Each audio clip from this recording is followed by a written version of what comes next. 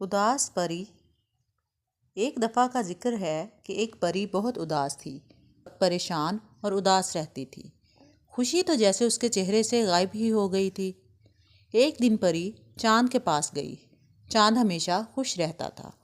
اس نے چاند سے اس کی خوشی کا راز پوچھا تو چاند نے پری سے کہا کہ وہ روزانہ زمین پر جاتا ہے تو بچے بہت خوش ہوتے ہیں اور مجھے چندا ماما کہتے ہیں اور یہ سن کر مجھے بہت زیادہ خوشی ہوتی ہے۔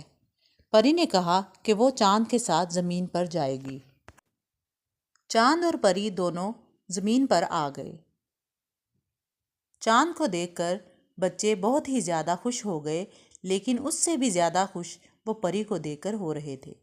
پہلے بچوں نے چاند کے لیے بہت ہی زیادہ گانے گائے اور پھر بچوں نے پری کے لیے بھی بہت زیادہ گانے گائے۔ وہ پری کو دیکھ کر بہت ہی زیادہ خوش ہو رہے تھے۔ بچوں کی خوشی